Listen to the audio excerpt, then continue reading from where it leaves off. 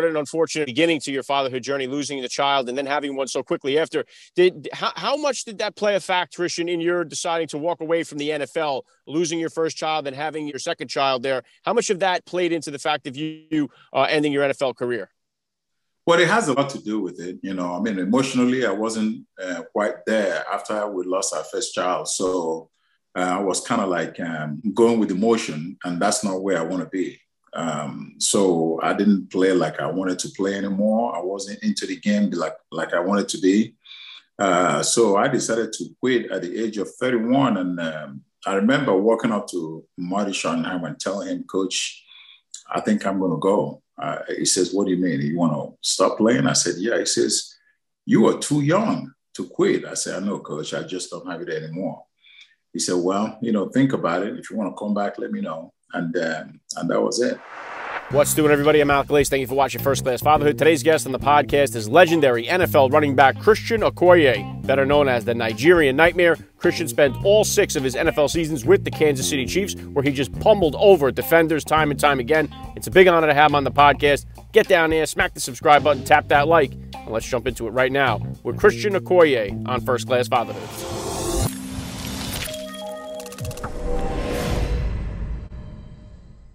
Joining me now, first-class father, the Nigerian Nightmare, Christian Okoye. Welcome to First-Class Fatherhood. Thank you so much. Thanks for having me. All right. Hey, it's an honor to have you on the podcast. Let's start it right here. How many kids do you have? How old? I have 3 kids. My oldest is turning 30 on Thursday. She's an actress.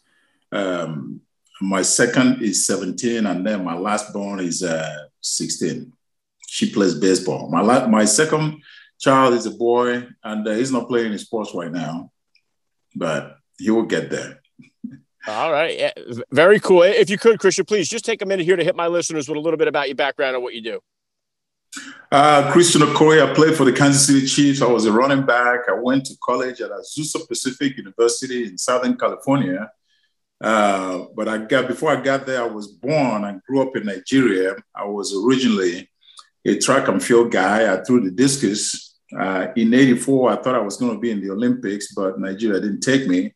So I switched to football in my junior year in college. So ever since then, I've been playing. I played 3 years in college, and then Chiefs drafted me after I performed highly at the Senior Bowl in the second round. So 6 years with the Chiefs as a running back, and here I am. Yeah, the rest is history. What an incredible career you had, Christian. So take me back to the beginning of your fatherhood journey here now. So about how old were you when you first became a dad, and how did becoming a father kind of change your perspective on life? Oh, man. I was, let me see, I was 30 years old when I first became a dad. No, I take that back. I was 29 and we lost our first child, and then got pregnant again and had my daughter, Tiana, at the age of 30. And of course, when you're growing and you have everything set and doing well in your career, next step is to start a family. And that first child just completely changes your life, because now you're responsible for somebody's life, their well-being, they're growing up, teaching them everything, especially when that person is a boy. It's even more because as an athlete, you want your son to play football or play sports. So you're excited to play golf with him, do all kinds of stuff that I like to do. Yeah, very well said. And what an unfortunate beginning to your fatherhood journey, losing the child and then having one so quickly after. How much did that play a factor, Christian, in your deciding to walk away from the NFL, losing your first child and having your first child, your second child there? How much of that played into the fact of you ending your NFL career? Well, it has a lot to do with it. I mean, emotionally, I wasn't quite there after we lost our first child. So I was kind of like, going with emotion, and that's not where I want to be. So I didn't play like I wanted to play anymore. I wasn't into the game like I wanted to be. So I decided to quit at the age of 31. And I remember walking up to Marty Schottenheimer and telling him, Coach, I think I'm going to go. He says, what do you mean? You want to stop playing? I said, yeah. He says, you are too young to quit. I said, I know, Coach. I just don't have it anymore. He said, well, think about it. If you want to come back, let me know. And that was it. Wow. Wow. Yeah. Incredible.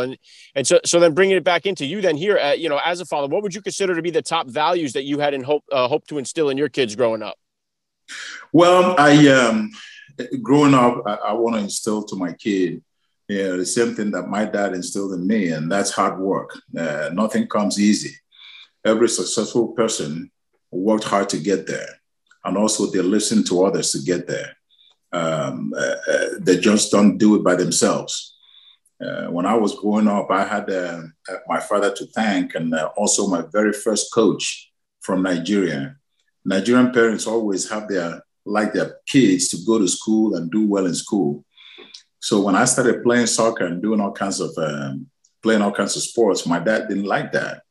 My coach had to come to my house and tell my dad, "I'll come and pick up Christian. When practice is over, I'll bring him back to make sure, he doesn't stay out and play all day." And that's what exactly saved me, because without that, I would have been a teacher, which is not that bad. But playing sports is like, if you never played in college or have the kind of teammates that I had, you don't know what it's like to play.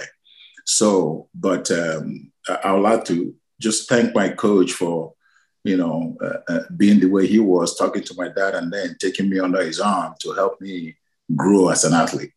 Yeah, that's incredible. And one thing I talk about on my podcast a lot here, Christian, is the fact that we got a fatherless crisis going on in our country. We have so many kids growing up without a father or a father figure in their life, and it really has a devastating toll on our society. And one of the places that a lot of these kids that don't have that father figure growing up find it is through sports, and find it through a coach. Some other guys find it in the military, and that helps them out. And some guys find it, unfortunately, in the street, and that leads to these unfortunate circumstances that we see playing out throughout the country here.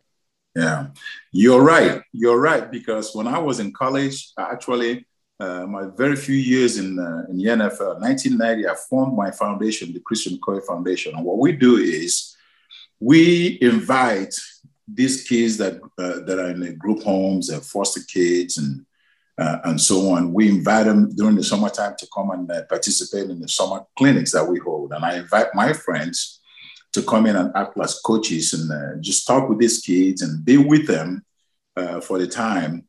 And I found out that it really worked, because most of these kids don't have fathers.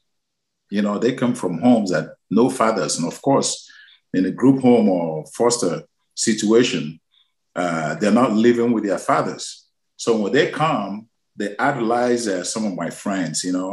I've invited Junior Sale, Eric Dickerson, Marcus Allen, and some of those guys to come and work my camp. And these kids look up to them. So we give them something to look up to, something to form their goals around. And they have to have these kind of things in life in order to look forward to what they're going to be in the future. If you don't have that, they will resort to what's going on in their neighborhood, to what's going on around them, you see. So, I enjoyed it so much, because today I get emails and texts from all these kids that we work with. Most of them are very successful individuals, yet they were growing up in group homes. Yeah, incredible stuff. And thank God that there are people out like you out there that do provide those kind of resources for these kids that are out there, at least give them an opportunity there to make something of themselves. So it's awesome to get feedback later on to see how they have made out. One of the things that doesn't come with not having that father in the home is the discipline portion of it. Which I think is very important too, to have that from both sides, a nurturer and a lover, and then a disciplinarian and a protector. And so what would you say, what kind of disciplinarian were you as a dad, Christian? And is that different than the discipline style that you grew up with? It's quite different, of course. My dad kicked my butt, man. I was a knucklehead, but he straightened me out. But here in America, you can't really do it like my dad did it, You just have to love these kids, show that you love them, because what I found out when I was working with these kids is that they can see through you. They will know whether you are interested in them, whether you love them, or you're truly doing things for them. So they work with you. But if they see that you're not, they will cause you all kinds of problems. You see, so a lot of times when I invite these athletes to come and help me out, some of my friends, I kind of talk to them first and kind of, explain to them how we go about working with these kids. I say, hey, just talk to these kids like you're talking to one of your friends when you were growing up in your neighborhood. They want to see that. They will just gravitate to you like no other person. I mean, and it worked. It worked.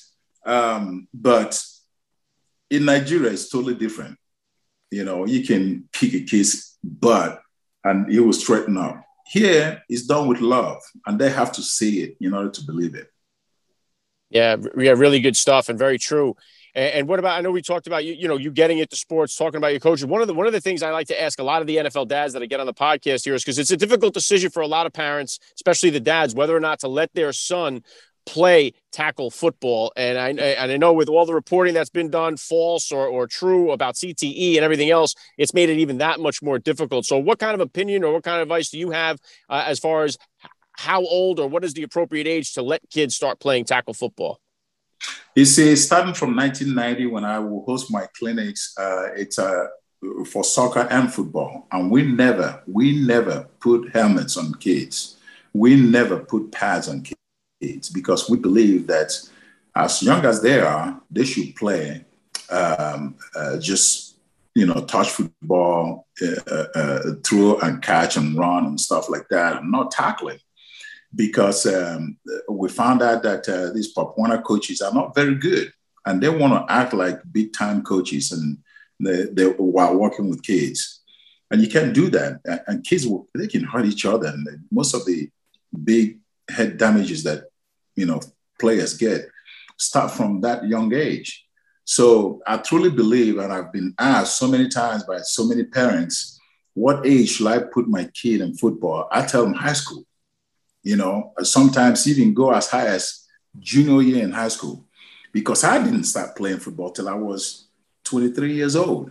I was a 25, 26-year-old rookie with the Chiefs, and look at me, and I was a success.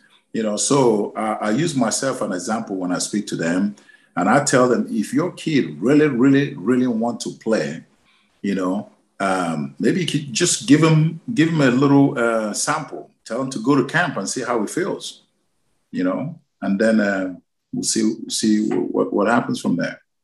Yeah, really important stuff, Christian. Good advice there with that. And I wanted to ask you, I'm scheduling right now to do an interview with Kamaru Usman, the UFC champion. I know he's got the moniker now. He's got the title Nigerian Nightmare. Was that something? Did he reach out to you? Was there something that went on there where you said, hey, I give you the blessing to use this? How did that work out? No, well, it didn't really reach out to me, but he let me know that he's being called the Nigerian Nightmare. The name was registered by me a long time ago, and he's a brother, so he can answer the name and stuff, and I don't have any problem with that because he represents very, very well. Have you watched him fight? I have watched him fight. Yes. That's why I can't wait. Like I said, I'm scheduling with him right now. I can't wait to have him on the podcast, the First Class Father as well. Yeah. Tell him I said, what's up. He's a good man. He's a good man. I like exactly what he's doing. So yeah. Yeah. Yeah. Right on with that. And what about for yourself here, Christian? What kind of goals or plans? What are you up to? What kind of plans you have for yourself here for the future?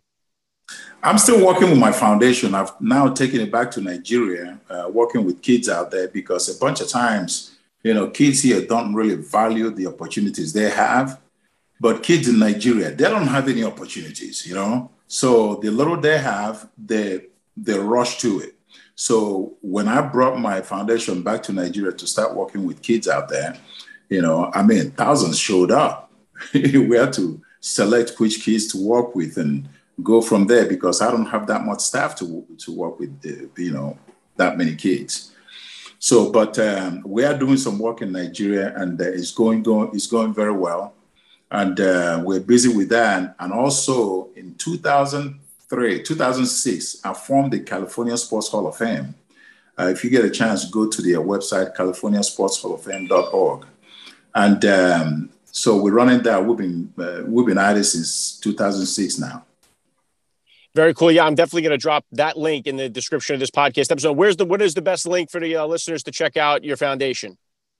ChristianOkoye.org. Oh, simple enough. Yeah, ChristianOkoye.com. I'm sorry. Yeah, that's cool. Yeah, I'll drop that in the description as well, so my listeners can tap in and get over there and check it out. And the last thing I want to hit you with here, Christian, I love to ask all the dads that I get on the podcast, what type of advice do you have for that new dad or for that about-to-be father who's out there listening? I'll tell them to love their kids. Love them. Always tell them that you love them. Always give them hugs. Sometimes we act so macho that we don't give our sons hugs. But no, give them hugs, because love can just cure everything. They will respect you first before anybody else. You know, they will listen to you first before anybody else. Always continue talking to them, loving them, showing them that you love them. And any questions they'll come to you, no matter how bad it is. Don't be surprised, because this is life. Whatever has happened to your kids has happened before. You know, so that's what I tell my kids. I tell them, I said, there's no surprises in life. Anything that you're going to face has already happened. So when you come to me and tell me something, don't be alarmed if I'm not like, oh my goodness. You know, I'll give you a hug and support you. Yeah, very well said. I love the message. This has been an honor for me. I got to say, Christian Okoye, you're a first-class father all the way. And thank you so much for giving me a few minutes of your time here on First Class Fatherhood.